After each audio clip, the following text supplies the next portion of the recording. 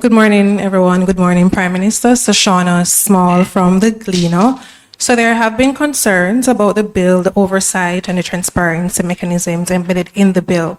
How confident are you in Anderson to carry out the mandate of this bill objectively? And you spoke extensively as well about the efficiency that this bill will bring forth in our reconstruction efforts. What are the timeframes that we're looking at, especially as you mentioned earlier, the projects that have to do with touching the people, reconstructing homes and so forth? What are the timeframes that we're looking at to start seeing the results of this bill? I don't think you heard what I said, but you had to ask your question. So let me repeat what I said earlier. Let me put it in another way. Hopefully the Gleaner will carry it. Hopefully. Listen, Jamaica went through a period of time where it invested heavily in building out oversight and anti-corruption mechanisms. Jamaica, when compared to other countries in the region and even globally, has a very strong oversight and anti-corruption framework. Very strong. And we have recently strengthened that by empowering, standing up and resourcing the MOCA, because we don't pay enough attention to this other side of corruption and lack of oversight, things that are happening in the cyber world and organized crime. And that part of it, that's the most recent part, and they're doing very well in terms of ensuring that corruption does not impact the economy in a negative way. The Integrity Commission, they are doing their thing, and I don't speak about the Integrity Commission, so let me stop there.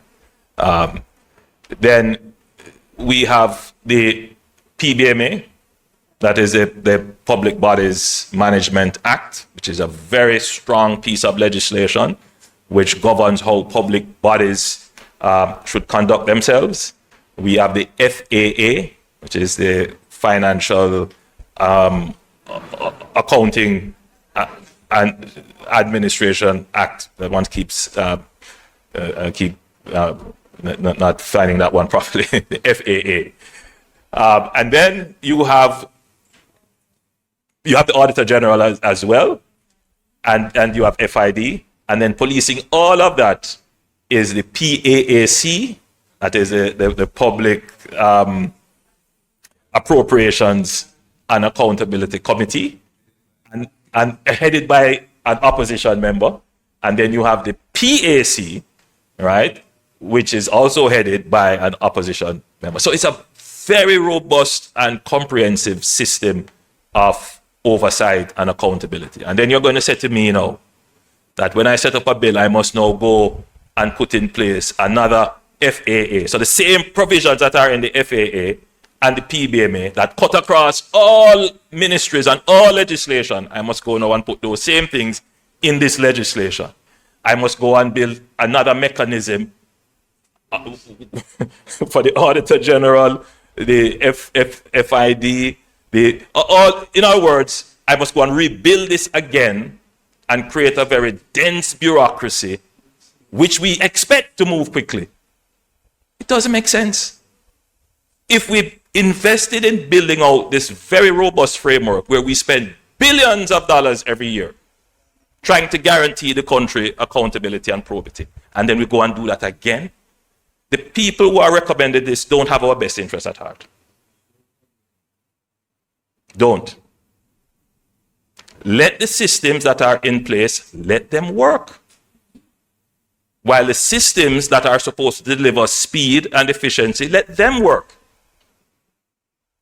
But don't come to us and say we are going to have to build this architecture each time over and over and over. That's why we're slow. And it's not just Jamaica that is suffering from this. It's a global thing. Technocracy and bureaucracy are real. They have political interests. They are self-interested and vested. They get funding to do this. That's the hidden part of this that the country doesn't see. Nobody writes an article about that.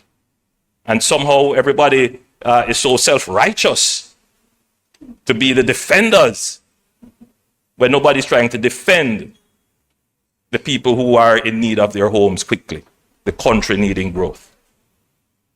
These things have to be said, and I say them unapologetically. And I'm prepared to tackle all of them who are going to come out of the woodwork to deal with my statements. I'm prepared to deal with you. One last question. From a student? Yes, from UTEC. Sure. Good morning, Prime Minister. My name is Simonique Brown from the UTEC JA Students Union Council. And my question is, what safeguards do you have in measure? Because we know that NARRA is now a law, not an act, right? What safeguards do you have in measure to ensure that our local contractors and workers will benefit from these projects?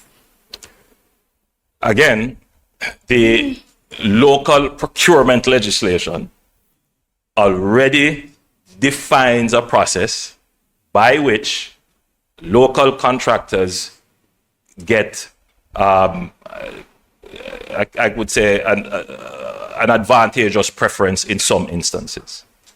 So there is already a provision for that. Secondly, the issue of local contracting is one that we have to carefully think about. We have to carefully think about, because we don't have the capacity in Jamaica to take on large enterprise scale contracts. And that is a challenge which is directly related to the slow pace of growth that we have had over the last 4 or 5 decades. We have contractors who are developing very well, and I can identify a number of contractors who are doing very well and who, in my opinion, are poised to become enterprise level global contractors, because they are investing in their talent, they are investing in their management, they are investing in technology, and they are investing in equipment. For NARRA to work, the employees of NARRA are not the ones who are going to break the ground, lay the blocks, lay the pipes. Contractors are the ones who are going to do it. And if they lay pipes and they break and we have to go back and fix it again, that's going to delay the project. So we need contractors who will be able to lay the pipes the first time and they don't break. We need contractors who will be able to take on huge projects and not small projects all over the place. We need contractors who will cheat to mobilize and fund their operations without, being almost over-reliant on the payouts of the government. And we don't have that as readily as we would like.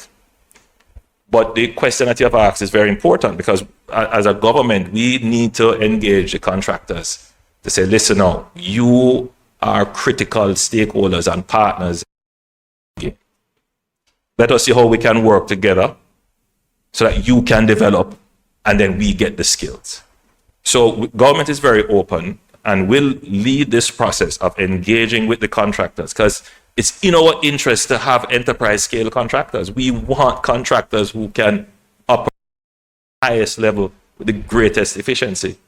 But unfortunately, it is widespread as we would like. But it's not for us to blame the contractors wholly. It is for us to say, with NARRA in place, we're going to now need to set up a program where we can help you reach the enterprise scale so that you can compete globally and internationally with all the other firms for the contracts that NARRA will issue.